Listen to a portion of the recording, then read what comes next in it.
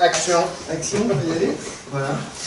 Merci d'être venus aussi nombreux à cette présentation organisée par la Fédération des Tiers de confiance du numérique sur le sujet des parcours de consentement. C'est une séance qui va être enregistrée. On a eu beaucoup de demandes, donc on va être transmise sur les réseaux sociaux derrière. On va se laisser 45 minutes à peu près de présentation et un quart d'heure d'échange libre sur le sujet. Avant de commencer la présentation, je vais dire quelques mots sur la Fédération des tiers de confiance du numérique. Donc, la fédération existe depuis plus de 20 ans maintenant, avec un leitmotiv qui est de favoriser une digitalisation fiable et sécurisée. C'était vrai il y a 20 ans, ça l'est d'autant plus vrai en ce moment, et on regroupe maintenant plus de 160 acteurs assez hétérogènes dans leur ADN, aussi bien des offreurs de services, des éditeurs de logiciels, opérateurs de services divers et variés dans le numérique, des experts au juridique, cabinets d'avocats, experts, consultants, notamment dans nos domaines, des professions réglementées, des startups sur un nouveau collège qui existe depuis quelques années, et des institutions et grands donneurs d'ordre qui expriment également leurs besoins d'évolution de ce contexte. Les domaines d'expertise de la FNTC, vous les voyez sur le côté. Donc, historiquement, c'était très axé sur le démarrage de l'aventure de la signature électronique et de l'archivage électronique, donc il y a plus de 20 ans maintenant, et c'est étendu sur tous les autres sujets de l'actualité, notamment l'identité numérique, le KYC, la blockchain, la finance, etc. Donc aujourd'hui, il y a une douzaine de groupes de travail qui travaillent de manière acharnée sur différents sujets et qui publient des guides, ce qui nous permet de nous retrouver aujourd'hui, des guides, des référentiels, voire des normes quasiment pour l'interopérabilité par exemple.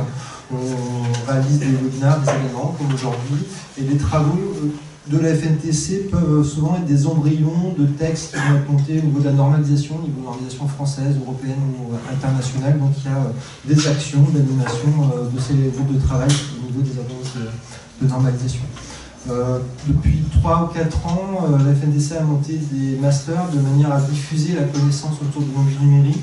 Donc il y a 3 masters aujourd'hui qui fonctionnent bien à Lyon, La Rochelle et Corté, plutôt sur les facs de droit, qui a une vocation un peu à évangéliser, je dirais, la partie technique du numérique, qui est un peu moins connue par des étudiants qui viendraient plutôt du monde du droit. Et l'idée, c'est favoriser et fluidifier les échanges, notamment quand on va contractualiser ce type de prestations. On va démarrer la présentation par un petit tour de table des représentants. Merci Marie-Christine. Donc, bonsoir à tous, Marie-Christine Baldi, moi je suis responsable juridique à la Société Générale sur les sujets data et digital. Donc le fait d'être à la FNTC, ça nous permet d'échanger entre pairs et effectivement de publier des guides de bonnes pratiques qui font référence et dans lesquels on trouve vraiment des réponses à des questions. Notamment là on a un grand client avec lequel on n'est pas aligné et je vais utiliser un des guides FNTC pour essayer de le conduire. Hélène Roisin, je suis consultante en paiement, en identité numérique et services tiers de confiance.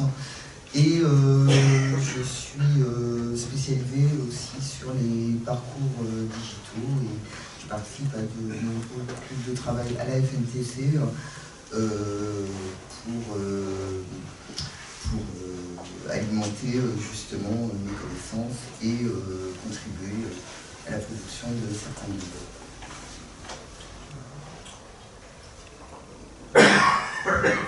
Bruno Claret, je suis directeur d'activité chez Certal, ce qui est une société de conseil spécialisée dans le cash payment et tous les services auprès de grandes corporates ou éventuellement de banques. On a différentes activités qui retrouvent ces travaux qui sont faits au niveau de la FNTC. Première filiale qui s'appelle Certal Compliance, qui travaille sur les réglementaires et la conformité, et notamment à travers ces sujets-là, on accompagne des clients sur les dossiers complets, lutte contre la fraude, financement du terrorisme, mais aussi avec des services en adéquation, avec l'entrée en relation, avec KYC, la gestion de tous les types de contrôle, gestion des risques.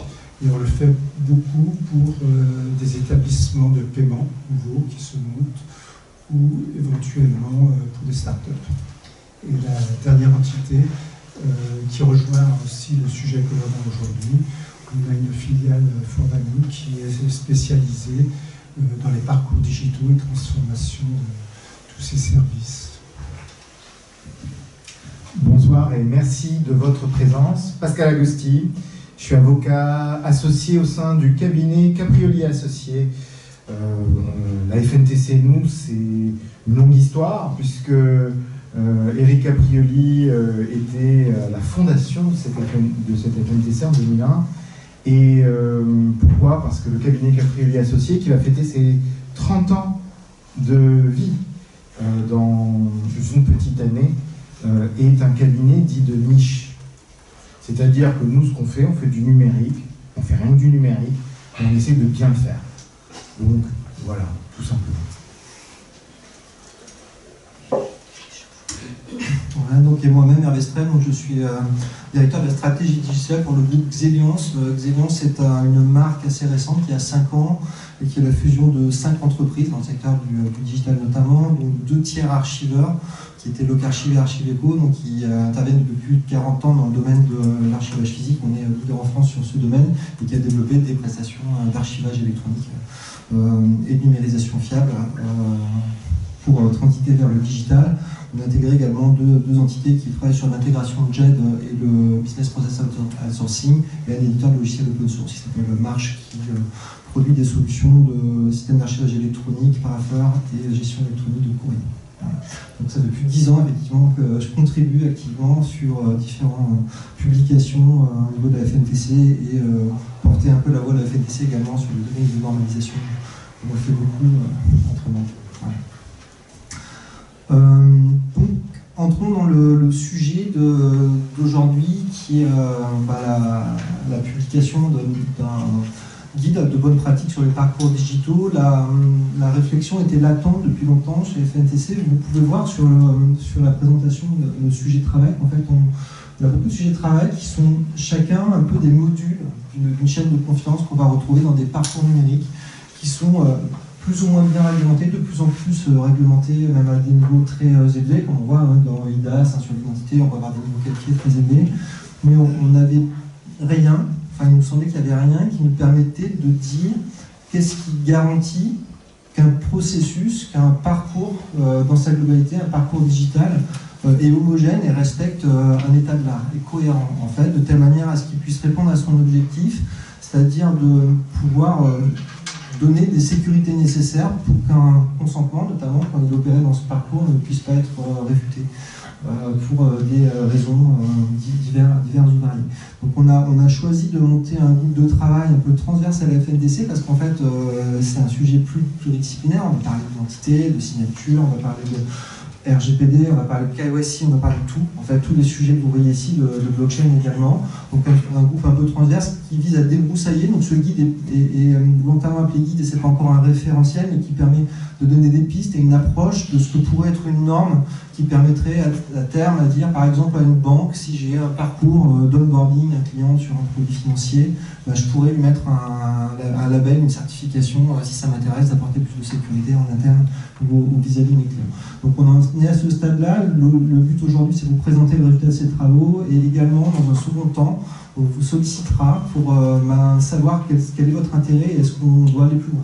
Est-ce qu'on doit aller plus loin dans les textes? Est-ce qu'on doit aller plus loin sur les sujets de l'interopérabilité, sur qu'est-ce qu'un dossier de preuve? Est-ce qu'on doit les monter au statut de norme? Est-ce que vous seriez intéressé par des dispositifs de certification pour savoir si on va continuer? En fait, ces travaux, on va faire une petite étude de marché en gros pour voir si on continue ou pas ce sujet pour l'année prochaine. Donc la présentation aujourd'hui, je vais laisser la parole à Pascal en introduction. On va commencer par l'aspect réglementaire, c'est un peu ce qui guide quand même la conception de ces parcours digitaux et de consentement. Je présenterai plus en détail le guide sur ces 2-3 concepts principaux et on finira par des cas d'usage sur des parcours intégrants du consentement, et ça c'est important de le dire, qui ne sont pas forcément de la signature électronique au plus haut niveau. On n'est pas là pour définir des normes sur des normes qui sont encore plus contraignantes. Ce qu'on constate aujourd'hui, c'est qu'en fait, on a un marché avec un état de l'art et une capacité de faire des choses extrêmement conformes au niveau qualifié sur tous les services dont on veut parler, mais qui coûtent aussi très cher et qui sont très peu diffusés en réalité qu'on le voit dans les parcours qui sont opérés par les différents acteurs. Donc l'esprit de ce guide est de se dire comment je mets des niveaux de sécurité adaptés aux enjeux portés par le processus digital et on n'ira pas forcément sur de la signature électronique, on peut être sur d'autres moyens, de valider des consentements par des poches, par des paiements indirects, de choses. Donc on va avoir un cas d'usage qui intègre la signature électronique et un autre qui n'intègre pas, qui seront développés en fin de séance. Je te laisse la parole. Merci Hervé. Est-ce que ça marche? Oui, ça marche. Mais on va partir d'un principe basique, simple. Si le groupe s'est réuni, c'est parce qu'il y a un besoin. Ce besoin, eh bien, c'est tout simplement de savoir comment assurer au maximum la recevabilité d'un écrit sous forme électronique et de sa signature devant un tribunal. D'accord? Si on fait tout ça, il y a cet objectif qui est là. Donc, plutôt que de commencer par la sempiternelle définition de l'article 1367 du Code civil sur la signature électronique et son alinéa 2, eh bien, je vais vous parler d'une jurisprudence. Une jurisprudence que vous voyez, qui est relativement récente, et qui démontre une chose qui est très importante. On ne peut pas faire n'importe quoi pour rapporter une preuve en justice. Dans le cas des fesses, on se retrouve avec un établissement bancaire qui veut rapporter la preuve de son contrat avec des captures d'écran permettant de démontrer, on fait une capture du panneau de signature, vous avez l'habitude, hein, vous savez comment c'est fait un certificat électronique et comment c'est fait un document signé électroniquement.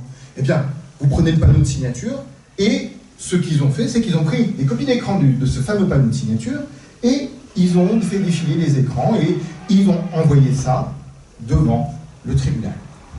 Sauf que, dans ce cas, le juge, il a dit non. Non, il n'y a pas suffisamment de certitude quant à l'origine et à l'auteur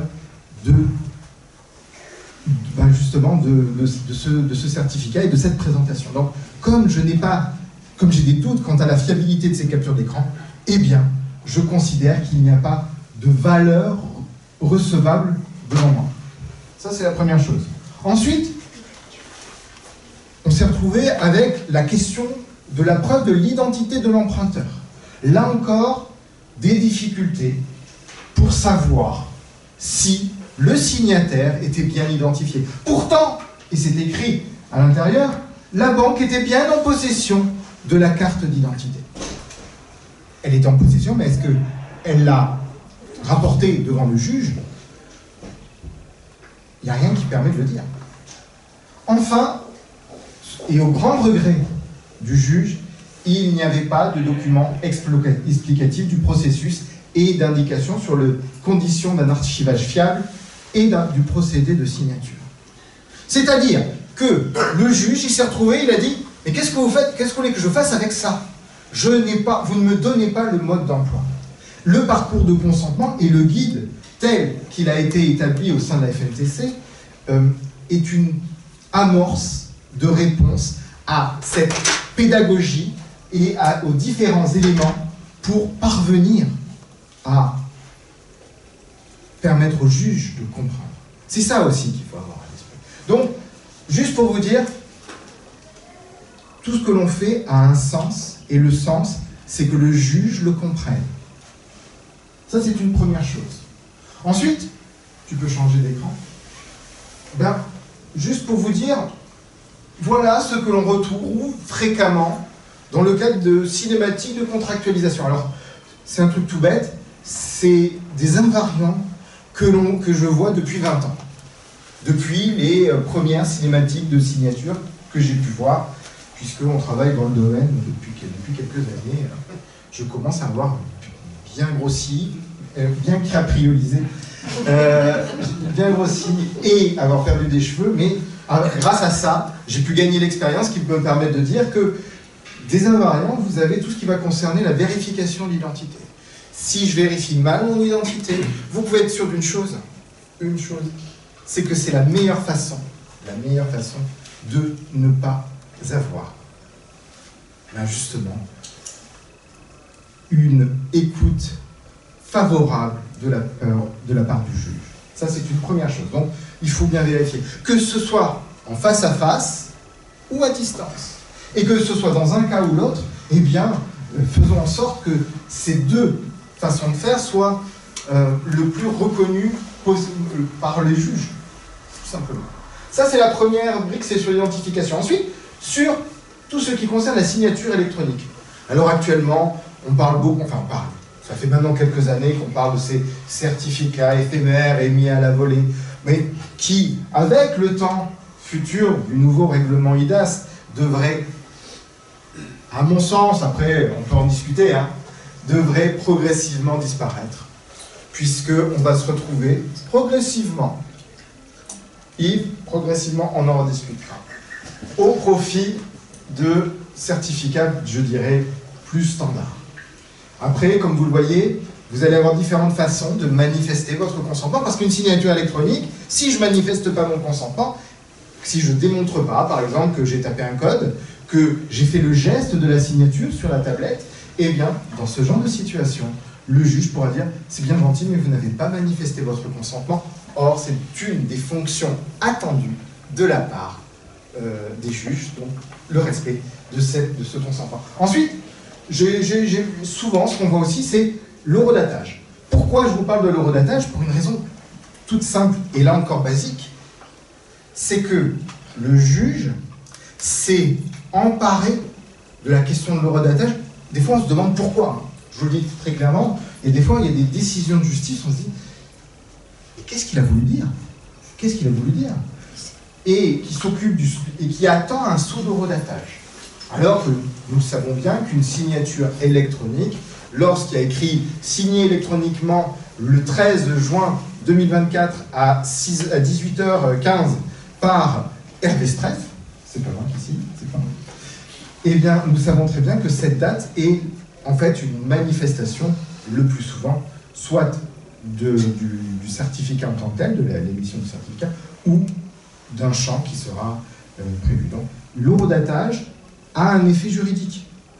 C'est-à-dire que c'est à partir de ce moment-là qu'on peut considérer que le délai de rétractation débute. C'est vachement important pour certains contrats. Donc ça, c'est une chose.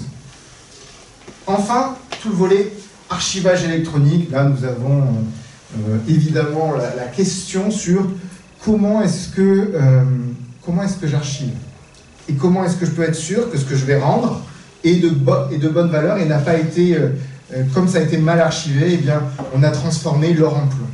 Souvent, lorsque je me retrouve pour juger de la qualité de prestataire pour certains de mes clients, je me retrouve avec des réponses à cahier des charges qui mettent l'accent sur l'établissement de l'écrit signé électroniquement, mais qui mettent l'archivage de manière optionnelle, en pensant que on peut faire tout et n'importe quoi. Nous savons bien, au sein de la FNTC, que cette vision est totalement dépassée.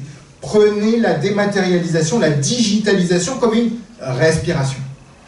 Lorsque j'inspire, j'établis mon écrit signé. Lorsque j'expire, je l'archive. Il y a quelqu'un qui suit derrière. Merci. Et enfin... Je ne savais pas l'avance, mais... Ah ben écoutez, parfait. Et enfin, donc vous avez compris, c'est une respiration. Et quand je toussote, vous savez ce que c'est? J'ai perdu le fil. C'est le contentieux. C'est le contentieux quand je tousse. Ça veut dire qu'il y a un problème. Donc voilà, c'est ça qu'il faut avoir à l'esprit. L'archivage est aussi important que l'établissement de l'écrit signé.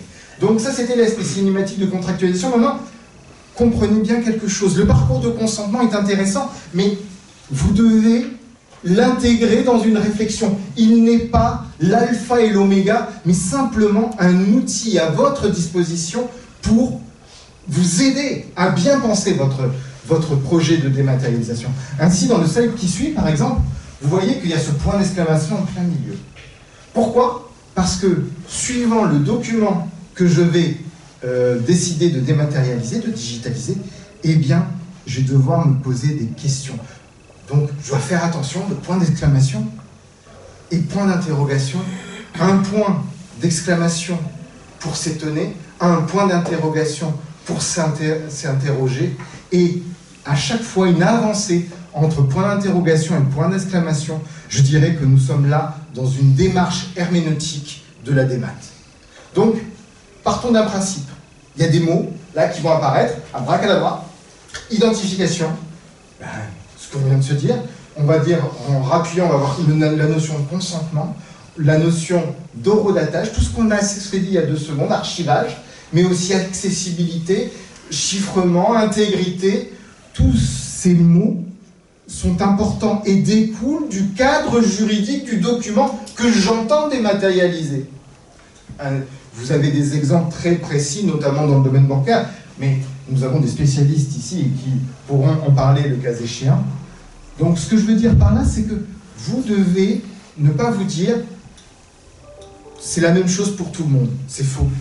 Pour tous les documents, vous devez d'abord faire cette étude préalable avec vos juristes en interne pour savoir si je dois faire attention à des choses et ainsi, avec le parcours de consentement, le paramétrer de façon à être le plus compliant avec le droit applicable. Voilà. Ça, c'est un point qui est important. Ensuite, etc., à déterminer. Ensuite, voilà, on va se poser la question du bon niveau de signature électronique. Par exemple, si je me retrouve avec un cautionnement électronique, quand je suis dans un domaine bancaire, est-ce qu'une signature électronique dite simple sera suffisante? D'après vous, là, un brûle-pourpoint, un cautionnement. Ça m'étonnerait, mais vraiment. Ah, mais vous avez raison! 2 fois vous avez eu raison aujourd'hui. Hein. Bravo. C'est l'expérience. Voilà. Alors, qualifié, avancer avec certificat qualifié, je ne sais pas, mais en tout cas, un cautionnement va nécessiter, par rapport aux intérêts en jeu, par rapport au fait qu'on a besoin de cet écrit à titre de validité, va nécessiter une signature fiable. Qualifiée peut-être, réelle, peut-être avancée avec certificat qualifié, je ne sais pas, mais on doit le penser par rapport aux intérêts qui sont en jeu. Donc, c'est ça, l'idée, elle était là. C'était de pouvoir savoir être adaptable à partir d'un contenu. Voilà, je pense que j'ai fait à peu près le tour de ce que je voulais dire. Donc, Hervé, c'est tout. Merci en fait pour cette présentation, ce panorama juridique qui expose bien la problématique. 10 minutes. C'est très bien, merci. On va vous présenter plus en détail le guide, ce guide que vous avez sûrement récupéré au format papier également, qui a 4 parties principales. La première partie va parler de la qualification d'un parcours de consentement. Quand on a écrit ce guide, on s'est beaucoup inspiré de ce qu'on a fait sur le sujet de la numérisation fiable. En fait, l'idée, c'était de se dire que c'était porté par le groupe archivage électronique au départ, en disant il y a un service producteur en particulier qui permettait de dématérialiser des documents et de les archiver ensuite, mais qu'est-ce qui me garantit que cette copie est fidèle et qu'il n'y a pas de perte de contenu d'information entre le moment où elle a numérisé et le moment où elle a été archivée, surtout si on veut pouvoir éventuellement détruire l'original papier derrière. Donc en fait on s'est dit on va qualifier en fait un processus de numérisation, donc produire de la documentation d'audit qui va permettre à des auditeurs de vérifier la conformité de ce parcours et ensuite tracer ce qui s'est passé dans le parcours de manière à pouvoir produire des attestations qui vont pouvoir démontrer que ça a été réalisé dans les règles de l'art, quand bien même la chaîne de numérisation n'existe plus à terme, où on a besoin dans 20 ans de retrouver effectivement ces éléments de point. Voilà. Donc on a appliqué à peu près la même stratégie. Donc on a un premier chapitre important qui va consister à poser du vocabulaire. Pascal en a parlé pas mal. Hein. C'est quoi un consentement? C'est bien défini dans le guide notamment. C'est quoi un parcours digital, un parcours de consentement, etc. Définir également, on se dit que ce qui est important, c'est de formaliser notre stratégie. Pascal l'a bien exprimé en disant il n'y a pas deux cas quasiment similaires, ça dépend du risque porté par l'acte de consentement de même. On peut faire des choses extrêmement simples et des choses extrêmement compliquées. J'irai un peu plus loin. Une vision juridique, c'est qu'il y a également une vision business opposée. Aujourd'hui, pourquoi on fait des parcours digitaux? On fait principalement des parcours digitaux pour faire du business. Hein. Quand on parle de branding, quand on parle de vente en ligne, etc., c'est quoi qui lead? C'est le marketing. Le but, c'est que le commerce vende le plus vite possible. Si vous embêtez, pour être poli, vos utilisateurs avec des trucs compliqués, des pédites qui prennent 3 heures, etc., ben, à un moment, votre utilisateur va lâcher le parcours et vous n'allez rien vendre. Donc il y a un compromis à faire aussi avec les enjeux business, et peut-être que dans certains cas, il vaut mieux être plutôt light en termes de sécurité, pas parler de qualifié. Mais comme vous êtes light en termes de sécurité, ben vous allez prendre des risques. Donc on va peut-être pouvoir multiplier les dispositifs, de telle manière à avoir plusieurs dispositifs là qui font qu'en final, on sait qu'on pourra se défendre au cas où. Voilà. Donc on peut avoir des choses avec des consentements très simples, mais comme derrière on va avoir un paiement directement et qu'on va pouvoir vérifier que le paiement est bien ridé, qu'il y a des informations de RIB, on va pouvoir faire du KYC, etc. Mais en fait, on aura quand même pu créer un faisceau de preuves qui permet, par rapport aux risques portés par l'acte de consentement, je dirais, de concilier des enjeux business et des risques juridiques ou des risques de fraude. Parce qu'il faut dire, il n'y a pas que le risque juridique, il y a le risque de fraude qui est hyper important. Voilà. Donc on insiste sur le fait de définir la stratégie, de poser une documentation auditable, là je vais revenir dans la slide suivante un peu plus en détail dessus, et de constituer des dossiers de preuves qui doivent permettre d'auditer ce contexte a posteriori et potentiellement sur des durées très longues. Donc peut-être dans certains cas c'est une durée courte sur des engagements qui portent à 5 ans, par exemple le contrat d'abonnement téléphonique, etc. C'est peut-être pas long, mais on peut être sur des contrats de crédit à 30 ans. Et là dans 30 ans, je vais pouvoir démontrer que mon consentement était bon, quand bien même tout le système d'information qui a permis de le recueillir n'existe plus depuis 20 ans. Et c'est ça le sujet. Voilà. Donc on va retrouver dans un élément important dans le référentiel, c'est comment modéliser un parcours, parce que c'est sur la base de cette modélisation de parcours qu'on va pouvoir réaliser notamment des analyses de risque et démontrer qu'on a mis des dispositifs qui vont bien au bon endroit, mais surtout arriver à collecter des éléments de traçabilité qui vont être internes au processus que vous opérez ou externes, parce que vous allez externaliser certains modules, par exemple de production de certificats, etc., qui sont réalisés en externe, et comment vous allez pouvoir conserver ces éléments de traçabilité dans le temps et les préserver. On a un chapitre plus précis sur le contrôle et audit, comment on préconise de faire du contrôle, la surveillance et l'audit de ces parcours-là. Et on finit en annexe sur 2 illustrations de cas d'usage, une contractualisation en ligne et un achat avec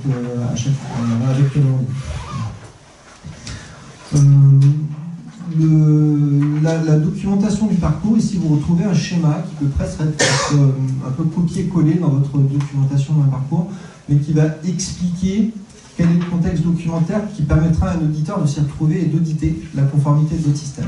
Ce type de schéma, on le retrouve également dans les certifications ANET 461 pour les systèmes d'archivage électronique, pour les systèmes de numérisation fiable, etc. C'est ce qui pose le cadre d'audit documentaire de manière macro et globale.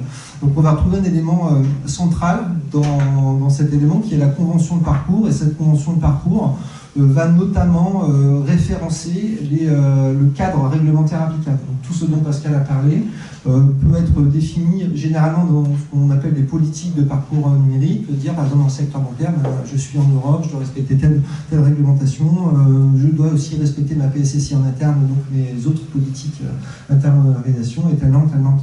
Donc ce qu'on préconise, c'est plutôt généralement, quand il y a plusieurs parcours dans une organisation, c'est faire une seule politique et définir quel est un peu mon cadre réglementaire et quel est le niveau de contrainte et de conformité que je veux mettre globalement à l'ensemble de mes parcours, ce qui permet de dire, dans une convention de parcours, je confère à ma politique qui pose elle-même le cadre réglementaire. C'est des choses relativement classiques qu'on retrouve dans d'autres dispositifs de certification ou de lutte. Voilà. Ces conventions de parcours, elle va contenir donc ces références réglementaires, mais également elle va dire oui, on a procédé à une analyse de risque. Donc en fait, on peut avoir une analyse de risque qui définit effectivement quel est mon risque légal, quel est mon risque en termes de fraude, mon risque en termes de cyber, etc. Et s'il peut s'appuyer sur des analyses de risque un peu pragmatique, orientée autour d'une modélisation de parcours bien identifiée, de dire bah oui, là j'ai fait une identité, avec quel niveau, quel risque que je porte, quel niveau de fraude potentielle sur l'identité, bah, ça permet d'avoir quelque chose d'assez rationnel, et quand vous avez un auditeur qui arrive, il va comprendre assez facilement que bah oui, on a sécurisé, on prend des risques à certains endroits, mais en fait ils sont mesurés par rapport aux enjeux, et ça passe. Donc on retrouve un peu une approche un peu 27001, vous voyez, dans cette approche. Donc elle est très compatible avec les PSSI notamment, de définir, moi j'ai des analyses de risque un peu plus fonctionnelles que techniques, mais qui permettent de dire, ouais, d'un point de vue juridique et métier, je couvre mon risque. La convention de parcours va apporter cette modélisation sur laquelle s'appuie l'analyse de risque, mais également comment vont être constitués les dossiers de preuve. C'est-à-dire, j'ai un processus et chaque maillon de la chaîne va produire des traces, voire des attestations, comment je vais collecter, agréger ces traces, les rendre intelligibles et constituer des dossiers de preuve que je vais pouvoir préserver derrière. Volontairement pas archiver, parce que dans certains cas, vous pouvez les préserver selon des durées courtes, parce que l'enjeu n'est pas très long terme. Dans d'autres cas, il vaut mieux les archiver, parce que les enjeux sont long terme. Ça dépend justement de définir dans le guide un peu des critères, de savoir est-ce qu'il faut passer en mode archivage, ou est-ce qu'il vaut mieux faire de la préservation sécurisée dans le cadre des chaînes de contractualisation. Voilà, c'est des pistes qui sont abordées. Autre élément important, c'est conférer à ce qu'on appelle généralement des conditions générales d'utilisation du parcours. On retrouve classiquement, c'est les fameuses cages à cocher, donc on va dire que ces CGU sont rarement consentis avec des signatures électroniques et plutôt des coches. On le voit dans les parcours, mais ce que va dire ces CGU notamment, dans ce qu'on préconise, c'est de dire, eh ben en fait, je consens à consentir selon un procédé numérique. Et ça, c'est important. Que votre utilisateur se dise, bah oui, en fait, je vais pas faire une signature au papier habituel, je consens à rentrer dans le procédé que me propose l'offreur. Et là, ça vous apporte quand même une garantie supplémentaire sur... faut pas qu'il y ait un déni de consentement ou un vice du consentement. Un vice du consentement à posteriori. On dit, bah non, moi je suis pas d'accord, j'ai signé électronique, mais je suis pas d'accord avec ça. Bah non, regardez, monsieur dans la CGU, vous avez bien accepté d'utiliser ce procédé pour recueillir notre consentement. Donc ça, c'est une préconisation forte du guide de le dire. Et ces CGU du parcours sont, elles, partagées avec les différentes parties prenantes qui vont être intégrées dans le consentement. Voilà. Donc la convention de parcours, il y aura un dossier de preuve, il va y avoir les documents signés, effectivement, ou pas signés, ou consentis, qui vont conférer, via des métadonnées ou des documents de contenu, qui vont conférer un dossier de preuve qui pourra être consulté pour dire, effectivement, il a été signé, mais dans tel contexte, et là, je vais pouvoir accéder à ces éléments de contexte en cas de besoin de contentieux, d'audit, etc. Voilà. Donc, on explique tout ça dans le guide, on préconise ce schéma, on ne vous dit pas que c'est normé, que c'est le schéma absolu qui est applicable dans tous les cas. On peut être dans des cas beaucoup plus simples, où vous n'avez qu'un seul document qui agrège un peu tout ça. Vous pouvez être dans des structures corporate où il y a des dizaines de parcours digitaux, donc il vaut mieux avoir des politiques, des documents applicables. Donc, voilà, ça donne une indication de dire, ben voilà, c'est un peu un manuel qualité, pour ceux qui connaissent les démarches qualité, de dire, ben voilà comment est ma structure compliance, et voilà, monsieur l'auditeur, quel document existe. Ça veut dire aussi qu'il faut les maintenir dans le temps. C'est-à-dire que c'est des documents qui sont versionnés, il faut pouvoir retrouver les anciennes versions en cas d'audit de versions qui datent d'il y a 10-15 ans. Il faut avoir une bonne politique d'archivage, de gestion du versionning, des signatures, des autorités, etc. Derrière ce petit corpus documentaire, généralement, on n'est pas sur des trucs très, très volumineux. Deuxième élément, c'est la modélisation du parcours. Je vais te laisser la parole. D'accord. Donc, rapidement. C'est une des choses que j'ai déjà dites. Donc on va un petit peu, c'est juste pour vous donner un exemple, et je sais que les cas d'usage vont être d'autant plus parlants, mais voilà. Ce qui se passe, c'est que habituellement, on se retrouve, attention, d'autres parcours peuvent être légèrement différents, donc il n'y a pas d'alpha ou d'oméga. Là encore, on est sur quelque chose que l'on voit régulièrement. La première chose qu'on demande, c'est de se retrouver avec une personne que l'on arrive à identifier. L'identification, c'est le socle de tous les parcours. À partir de là, dans certains cas, et notamment lorsqu'on est sur la vente à distance, partez du principe que le code de la consommation exige, dans 99,9999% des cas, je dis ça parce que peut-être qu'il y a 0,0001% qui dirait l'inverse, mais je ne le connais pas en tout cas, l'information précontractuelle, où justement on va me fournir tout ce qui va me concerner, les éléments propres à la vente ou propres à la souscription du service, tous les éléments que je dois avoir à ma connaissance, toutes les caractéristiques propres du service pour que je puisse m'engager en connaissance de cause. Donc ça renvoie à une obligation qui est essentielle dans le droit, c'est l'obligation d'information. Après, tout ce qui va concerner la prise de connaissance des documents et le fait que je dois voir ce que je vais signer. C'est-à-dire que si je me retrouve et que je peux démontrer que je n'étais pas au courant d'une des mentions qui figurent dans le contrat, eh bien je risque d'être mal devant un tribunal qui pourra dire le document n'est pas intègre et comme il n'est pas intègre, je ne peux pas recevoir le contrat. Okay. Ensuite, la signature électronique, je ne reviens pas dessus. Identification, manifestation du consentement, on parle du fichier de preuve. Et après, il y a une étape dont on parle peu, c'est la remise du document. Alors la remise, vous allez me dire, mais ça sert à quoi? Ça sert à démontrer que la personne qui a signé était bien en possession de l'exemplaire signé. Si elle n'est pas en possession de l'exemplaire signé, comment voulez-vous que le contrat produise ses effets? Bête, mais efficace. J'ai déjà eu quelques jurisprudences autour de cette notion de remise. Et enfin l'archivage, l'expiration de la démat. Voilà. Donc, ce qu'a expliqué de manière un peu détaillée en une dizaine d'étapes, c'est un processus un peu type, hein, ce qu'on voit en termes de contractualisation avec signature électronique, ce qu'on peut vulgariser de manière un peu plus en disant on a systématiquement des processus avec des étapes en amont du consentement, des étapes sur le consentement lui-même et des étapes en aval. C'est pour ça qu'on a tendance quand même beaucoup, d'ailleurs tu le fais Pascal, à vraiment faire focus sur les process, sur les quantités, signatures, etc. Mais en réalité, dans les vrais process business, il se passe beaucoup plus de choses. Il va y avoir des back-office qui vont intervenir, il va y avoir peut-être des mises en relation téléphoniques, il va peut-être avoir des contrôles, je sais pas, un ensemble de choses business qui sont propres à l'entreprise qui l'intègre, et cette étape de processus de consentement en fait partie. Ce qui est important, c'est mettre en place un dispositif de traçabilité derrière ces systèmes. Et là, on peut avoir différentes stratégies, je dirais, d'urbanisation du SI, de se dire que chaque module, par exemple, gère ses propres logs techniques qu'on veut, attestation à chacun des niveaux. Et à la fin du parcours, avant, donc d'un côté, quand on va rentrer dans la phase de conservation, on va envoyer par exemple des documents signés dans le système d'archivage électronique, dans un coffre-fort numérique. Et on va avoir un module ici qui va aller faire la collecte de l'ensemble des éléments de preuve, des traces, et qui va tout agréger de telle manière à produire un dossier de preuve. On peut également avoir une stratégie qu'on retrouve un peu dans la sécurité des systèmes d'information, qu'on appelle de SIEM ou de centralisation de log, de se dire, dans mon parcours digital, je vais mettre en place un module référent et je vais obliger chacun des maillons qui soit développé en interne ou externalisé chez Lustrus, chez Personne, etc., à réintégrer les éléments de preuve dans mon élément de centralisation de preuve, ce qui permettra d'une part à potentiellement pouvoir sécuriser les éléments de preuve avec par exemple un ancrage blockchain des logs, etc., ou alors de produire des attestations qui vont rentrer en bloc dans les systèmes d'archivage, mais qui ont été normalisés pour pouvoir être exploités par ailleurs.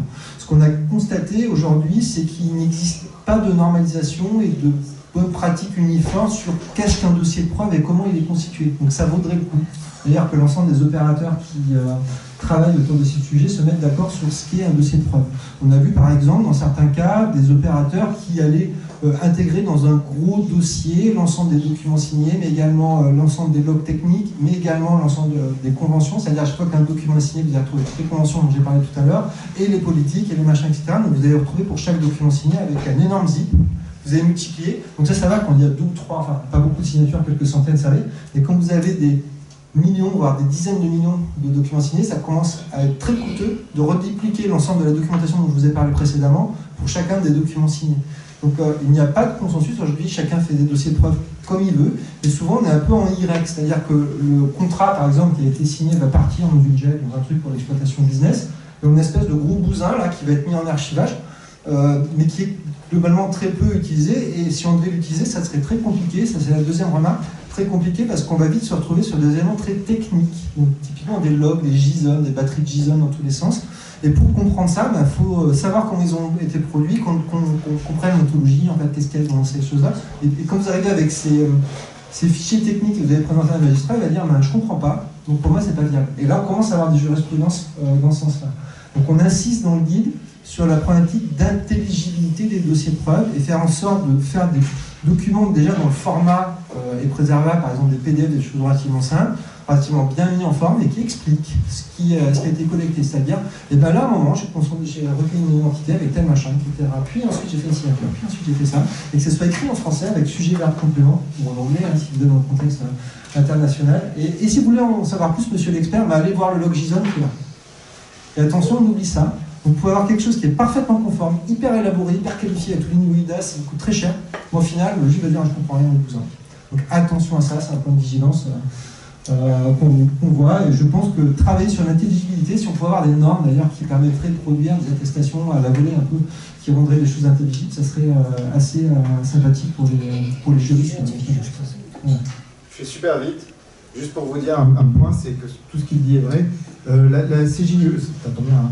La CJUE, dans un arrêt du 29 février 2024, lorsqu'il le confrontait à une signature électronique qualifiée, a expliqué qu'il n'y avait aucun problème pour, lorsqu'il y avait un souci, à remettre en cause une signature électronique qualifiée suivant les dispositions nationales de procédure civile. En France, on a l'article 287 et 288.1 du Code de procédure civile, c'est-à-dire qu'une signature électronique qualifiée n'a pas une présomption irréfragable.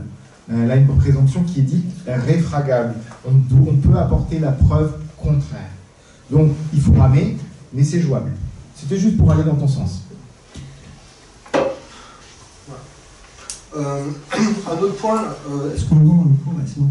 Un dernier point, mais je vais aller très rapide sur. On a développé la façon dont on pourrait archiver en fait le résultat d'un parcours de consentement. Donc, bien entendu, vous allez avoir les documents signés. Ces documents signés, on pourrait imaginer, dans ce schéma, c'est un exemple, hein, c'est pas une norme ou quelque chose qu'on préconise fortement, mais c'est un exemple, de se dire qu'en fait, c'est par exemple ces fonds de contrat que vous allez retrouver sur le dossier du milieu, dans un coffre-fort électronique ou un système d'archivage électronique, qui vont être plutôt des fonds qui vont être utiles au niveau du business, donc ils vont être bien isolés et un peu ouverts à l'ensemble des opérateurs métiers qui pourront y accéder facilement. Ce qui est un peu différent des éléments du dossier de preuve. Les éléments du dossier de preuve, on a besoin de les consulter en cas d'audit, donc ça peut être les cellules qualité, cyber, réglementaire, compliance, voire les ressortir pour les juristes en cas de contentieux. Donc on peut être dans une structure où on a un contrat, par exemple le numéro 123, qui va conférer dans une métadonnée, attention, si tu veux aller voir le dossier de preuve, tu peux aller voir le dossier de preuve qui est à tel endroit, voir le lien avec un lien hypertexte, et les accès à ces dossiers de preuve ne seront pas forcément autorisés pour les mêmes personnes qui le font. Dans le dossier de preuve, vous allez retrouver effectivement tous les éléments de trace qui ont été instanciés pendant l'instance du parcours lui-même, mais également les références à cette fameuse convention de parcours, à la version qui était applicable au moment du consentement, et cette convention de parcours va conférer aux CGU qui ont été acceptés via une coche à ce moment-là par l'utilisateur, et éventuellement une politique qui était dans telle version à tel moment-là. Donc en fait, vous voyez par ces flèches, en fait, le schéma intellectuel que va avoir un auditeur ou un expert pour pouvoir statuer sur la conformité en fait, d'un document, d'un acte consenti. Et cette conformité, elle n'est pas uniquement sur des éléments de preuve que le certificat était valide à tel moment, enfin des choses très techniques. Ça peut être aussi de se dire, oui, j'avais un devoir d'information par rapport à telle réglementation bancaire, etc. Et j'ai bien donné mon information parce que la page était visible sur mon site web à tel moment et je peux le prouver, etc., etc. Et il peut y avoir beaucoup d'éléments business, ou réglementaires, mais qui n'ont rien à voir avec la technologie de consentement, qui peuvent être ajoutés à ce dossier de preuve et qui vont contribuer à la conformité d'ensemble. Voilà. Donc ça, c'est un schéma, donc c'est une illustration. Ce qu'on dit là, c'est que réfléchissez bien dans un parcours de consentement, si la préservation doit être longue, je dirais supérieure à 5-10 ans, à comment vous allez structurer votre archivage, parce que si l'archiveur, qui sont internes ou externes, va se retrouver avec des gros zip incompréhensibles, il ne va pas pouvoir le préserver dans le temps, et 2, ça ne sera pas intelligible, donc ça ne servira pas à grand chose en fait. Voilà, c'est ça la préconisation qu'il y a voilà, donc je vais laisser la parole sur les cas d'usage, donc notamment sur la partie vente de biens de services.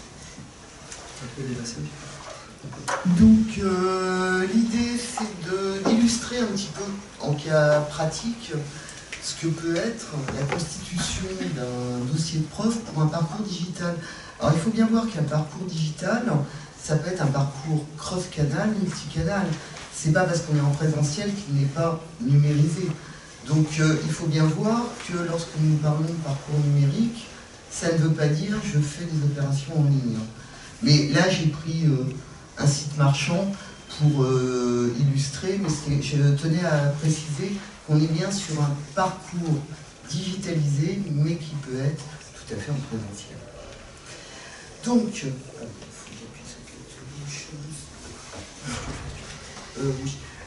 donc en fait, j'ai schématisé un site marchand avec, on va dire, les événements qui sont intéressants dans un parcours digital, mais là, on n'a pas une notion de l'ordre dans lequel les choses vont se passer, bien sûr. Parce que suivant la logique d'un site marchand, on va s'identifier soit en cours de parcours, soit en fin de parcours, ou en début de parcours.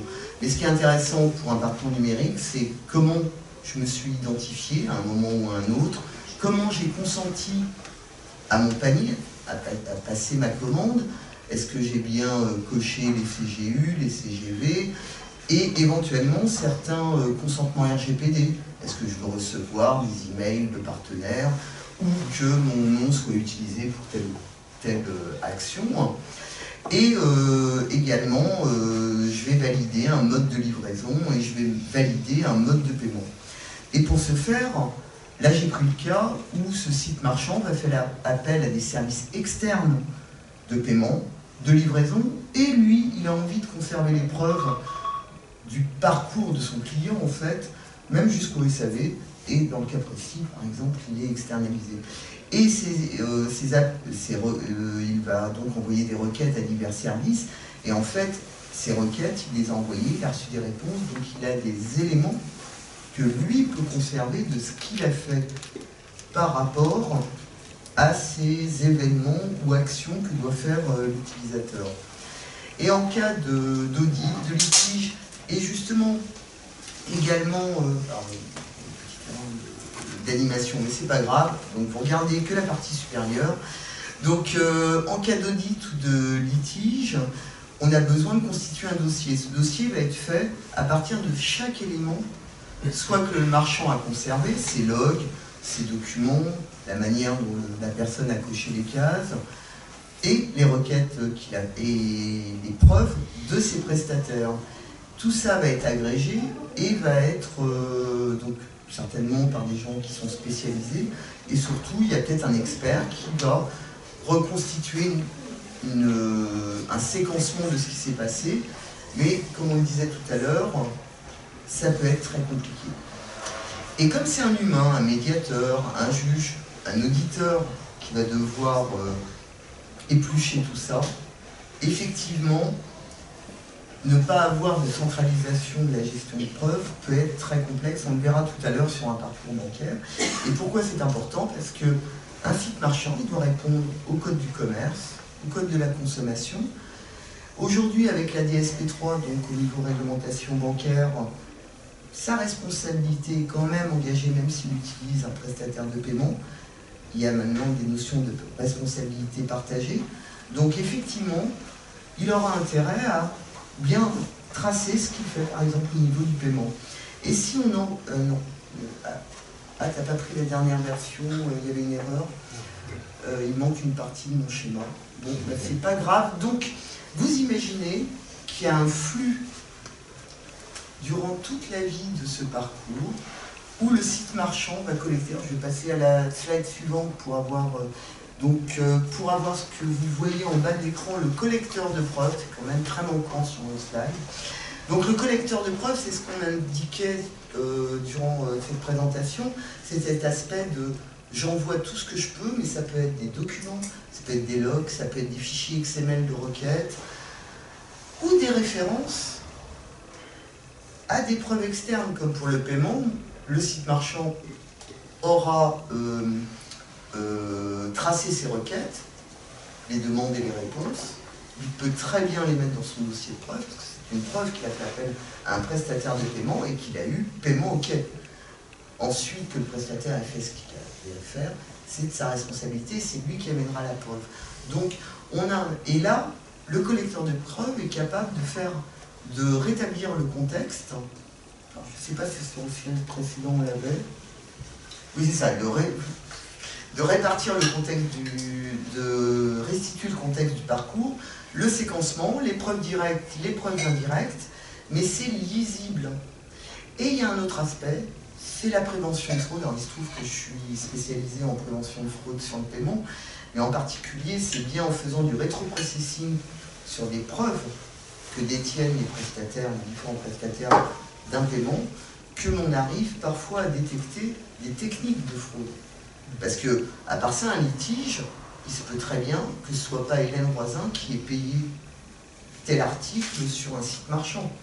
Il faut prouver qu'il y a eu peut-être une fraude et comment elle a été faite. Donc il y a beaucoup d'aspects. Il y a la prévention, mais également le rétro-processing sur une fraude avérée qui est très intéressant pour mettre en place de nouvelles sécurités. Et donc j'avais voulu imaginer avec un autre parcours que le parcours commerçant, parce que par exemple un parcours RH, eh bien, il y a l'identification, par exemple, des travailleurs étrangers. Alors, le BTP et l'intérim sont très concernés et en général externalisent leur vérification d'identité parce que c'est du gros back-office.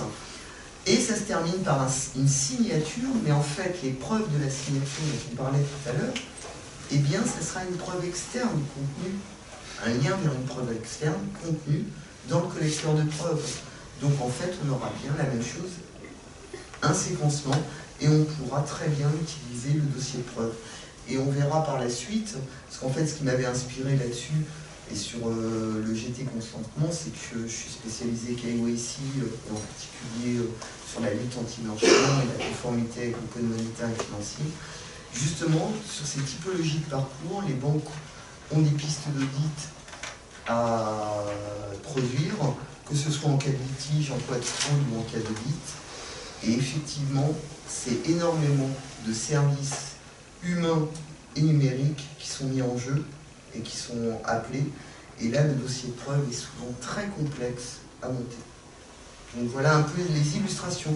Donc en fait, ça peut marcher pour des parcours immobiliers, pour vraiment toute typologie de parcours dématérialisé où on a des besoins de vérifier ce qui s'est passé. Quel que soit... que ce soit pour une raison réglementaire, que ce soit pour une raison de litige. Donc on revient sur l'analyse de risque. On est vraiment dans cette optique-là. Donc ce collecteur de preuves, c'est un service de confiance qui va s'appuyer sur de l'horodatage, de la signature, du scellement et de l'archivage. D'ailleurs, l'archivage en lui-même est un collecteur de preuves. Mais on peut très bien imaginer ça en amont. Et d'ailleurs, beaucoup de fournisseurs de signatures fournissent des collecteurs de preuves qui permettent de collecter en amont et en aval ce qui s'est passé pour pouvoir produire face à un juge ou à un médiateur ce qui s'est passé avant, et on parlait des documents précontractuels, etc. Certains fournisseurs fournissent ce qui sont appelés une business attestation, qui n'est pas une attestation de la signature, mais bien une attestation d'un parcours contenant de la signature. Donc c'est pour ça que les services de confiance sont réellement la base pour pouvoir produire une preuve. Et je passe la main à Bruno, justement, qui va rebondir sur le parcours RH. Je voulais à la fois rebondir sur le parcours RH et aussi le parcours, parce que concrètement, on est un peu comme M. Jourdain, mais la prose on en faisait, et on en faisait avant, mais on essaie de rendre tous nos services depuis le Covid digitaux.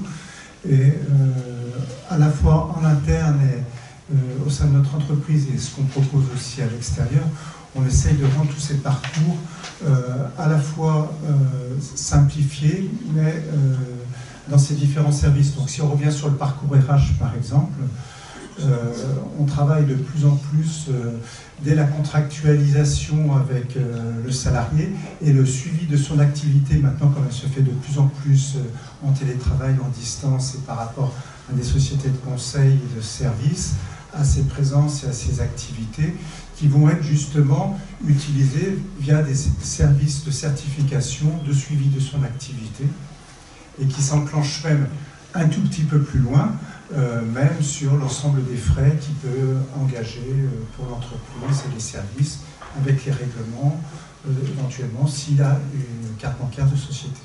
Donc c'est un peu ce maillage que l'on va faire, on va dire, avec les services de paiement.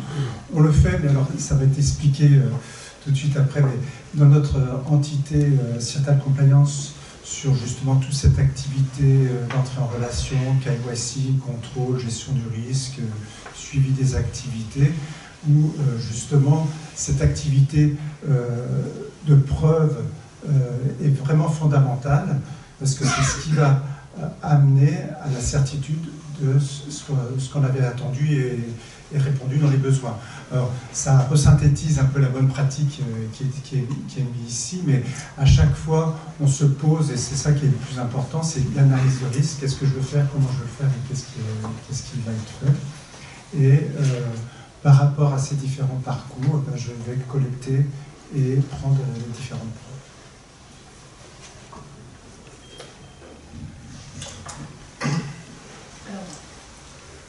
Du coup, ça c'est un parcours, alors vous ne devez pas voir grand-chose en réalité. C'est un parcours d'entrée en relation à distance bancaire. Alors en réalité, je suis partie de l'ancien parcours Boursorama, qui remontait à une dizaine d'années, et je lui ai fait faire un bond dans le temps parce que les techniques d'identification des clients ont changé. Alors ce que vous voyez, c'est là où il y a des petits arrobas, ce sont des mails qu'on envoie au client. Donc le client commence sur le site de la banque, on lui envoie un lien, enfin on lui envoyait un lien de reconnexion, donc il se reconnectait nécessairement depuis l'URL qu'on lui envoyait. Pourquoi? Parce que ça nous permettait d'enregistrer que ce mail-là était bien le mail de cette personne. Donc on vérifiait un point de contact de la personne comme cela. Ensuite, on lui envoie un deuxième mail pour lui dire qu'il peut interrompre son parcours, il peut le reprendre. On lui crée un espace provisoire, en fait, tant qu'il est prospect et avant qu'il devienne client, où l'espace provisoire se transformera en espace client. En dessous, il y avait un deuxième parcours chez Boursorama qui était, en fait, vous aviez un débranchement, ce qu'on appelle, vers un parcours papier pour les non-résidents, qu'on ne faisait pas signer électroniquement. Et donc, si on va sur le slide suivant et qu'on suit seulement le schéma du haut, vous allez, voilà, j'ai rajouté la première brique, en fait, c'est le PVID, le prestataire de vérification d'identité, avec la production de la pièce d'identité au PVID. Et avant, vous aviez seulement la fourniture de la pièce d'identité et le KYC était complété. Donc KYC, c'est Know Your Customer, c'est-à-dire l'identification du client, était complété complètement à la fin du parcours parce que le code monétaire et financier nous le permet.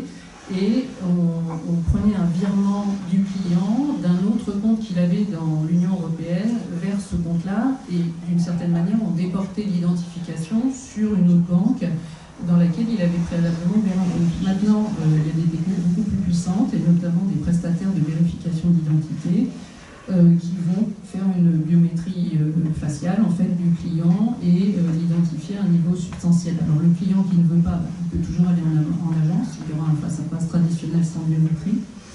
Et puis on va lui présenter les documents à signer, donc il va choisir en fait son offre, il poursuit sur le site, il choisit son offre, enfin voilà, et ensuite on lui présente les documents à signer. Il recevra, comme Pascal l'a dit, un mail de confirmation de ce qu'il a signé avec un lien le renvoyant vers l'espace dans lequel sont mis à disposition tous les documents qu'il a signés. Alors, ce qu'il faut voir là-dedans, c'est que c'est un parcours quand même assez complexe, et vous le voyez, même sans lire ce qu'il y a dans les petites bulles, vous voyez que c'est compliqué. Il y a plusieurs environnements. En fait, là, on voit qu'il y a un environnement sur un site non identifié, une nouvelle connexion depuis une URL. Il bascule chez un prestataire de vérification d'identité qui est encore un autre environnement. Ensuite, il revient sur le site, il va rebasculer sur l'environnement du prestataire de service de confiance pour la signature. Il va revenir sur le site de la banque dans un espace identifiant pour lequel on lui a attribué des identifiants mot de passe. Et donc, vous voyez bien que les preuves vont balancer suivant ces différents environnements et donc vont être constituées d'ailleurs par différents acteurs. Par la banque, par le prestataire de vérification d'identité, par le tiers de confiance qui va poser la signature électronique, par le tiers archiveur. Donc vous voyez, en fait, il y a des multiplicités d'environnements dans lesquels les preuves vont être conservées. Sur le site de la banque, comme il y a beaucoup d'informations collectées, eh bien, on va devoir acter qu'il a eu l'information, qu'il a bien choisi ce qu'il doit choisir. Donc tout ça, ça doit être tracé. Donc on devra avoir tracé que celui qui prétendait être monsieur Moulin, c'est bien monsieur Moulin, c'est le rôle du PV, mais qu'ensuite c'est bien à lui qu'on attribue tout ce parcours, et que dans ce parcours, il a eu la mention sur les données personnelles, il l'a vu quand on a collecté des informations personnelles sur lui, que c'est bien lui qui a coché et fait le choix de ce qu'il a acheté, ensuite que ce sera bien lui qui a signé. Donc vous voyez les multiples logs, enfin il y a des preuves de toute nature, des logs, des certificats électroniques, des horodatage, des traces, des moyens de connexion. Ce que fait Boursorama là, je ne vais pas faire de la publicité, mais il y a une belle offre. Il y a 150 euros et le verre de compte. Par contre, il faut charger l'application de Boursorama et ils vont chaîner l'application, donc le téléphone en réalité, au numéro de téléphone. Donc ils prennent une empreinte de l'appareil et ils le relient au numéro de téléphone. Donc vous voyez qu'il y a déjà une sécurité sur 2 points pivots, le device et puis le numéro de téléphone.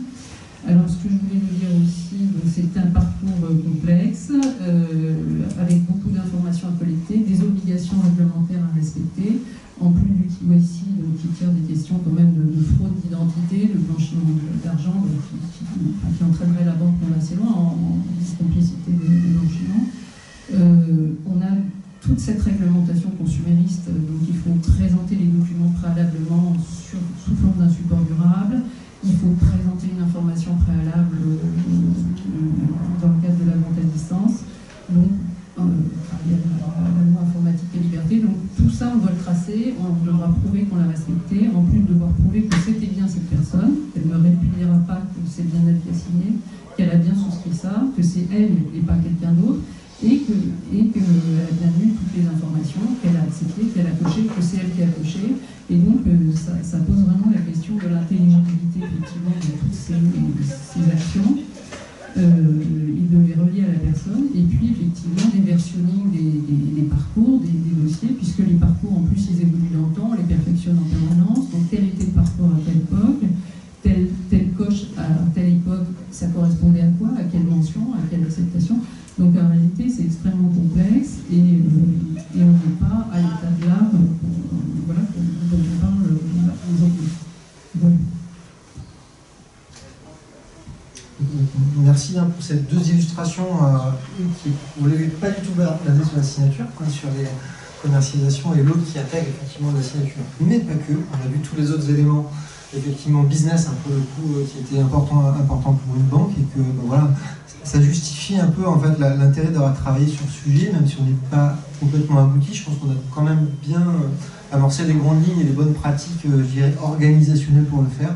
On pourra aller plus loin sur les parties techniques, mais bon, ça sera pour la prochaine fois. Voilà, on a un petit peu débordé dans le temps, mais voilà, n'hésitez pas si vous avez des questions. Oui, peut-être une. On parle de données personnelles, de recueil de données, de recueil de consentement, et à aucun moment je n'ai entendu c'est le nom de la CNIL. Peut-être que je vais changer de la plaque. Je ne suis pas un spécialiste, c'est pour ça que je suis là aussi. Mais est-ce que vous avez présenté vos travaux à la CNIL ou en fait, sur tel aspect de vos travaux? L'objet des travaux, c'est effectivement, je l'ai évoqué très brièvement, que dans l'ensemble des consentements, que ce soit sur le parcours RH, que ce soit sur le parcours bancaire ou du site marchand, il y a des consentements RGPD. Et justement, je parlais du type éventuel de la CNIL, mais la CNIL n'a pas... Elle, ce qui compte, c'est qu'on lui produise des choses lisibles et auditables pour qu'elle puisse constater que l'on a bien fait les choses ou non. Nous, on ne préjuge pas de la conformité RGPD. C'est simplement, on propose des solutions pour pouvoir tracer le fait qu'on aurait fait qu'on aurait proposées à l'utilisateur, les bonnes coches, ou les bons consentements, surtout formels, hein, puisque ça ne doit pas être implicite, sur le partage des données. Mais je vais me donner la parole. Oui, sur la CNIL, effectivement, comme le dit Hélène, maintenant il y a une accountability, donc c'est vraiment aux professionnels de respecter la loi informatique et liberté. On n'est plus sous un régime d'autorisation préalable, mais de contrôle postérieur, sauf pour des traitements quand même qui sont très sensibles. Alors justement, les traitements qui sont sensibles sur ce type de parcours, il y a le PVIT qui va vérifier l'identité sur la base quand même d'une biométrie faciale. Et donc là, dans le cahier des charges des PVIT, nécessairement, il passe à la CNIL et la CNIL met des conditions, notamment dans les conditions, comment dire, il y a des données que le PVIT, je pense, ne conserve pas. Il conserve seulement un score qu'il s'agissait bien de la personne, mais il ne va pas conserver la photo qu'il a prise, qui lui aura servi à de comparaison avec la pièce d'identité. Et en cas de litige, il rejouera le score. Ça nécessitera qu'il ait conservé l'algorithme qu'il avait utilisé à l'époque. Et avant que les PVIT existent, on avait lancé la Société Générale et ensuite Boursorama un parcours où on faisait nous-mêmes d'une certaine façon le PVIT, c'est-à-dire on faisait passer nous-mêmes des biométries. Et avant de lancer ça, on avait fait une démarche auprès de la CNIL et il y a deux décisions qui sont publiques, aussi de la Société Générale que Boursorama, qui d'ailleurs ont servi à nos concurrents parce qu'il y avait un luxe de détails à l'intérieur, deux décisions de la CNIL qui nous autorisaient effectivement à faire ça. Juste pour rattacher par rapport au guide, en fait, ce que vient de dire Catherine, c'est vraiment sur à intégrer justement dans les fameuses conventions de parcours. À intégrer dans les fameuses conventions de parcours, qu'est-ce qu'on a fait en termes de RGPD? Ce qu'on a détaillé un petit peu dans le guide, par contre, c'est... Station, c'est fermé. Vous m'entendez là? Non, t'entends plus. Vas-y, vous m'entendez?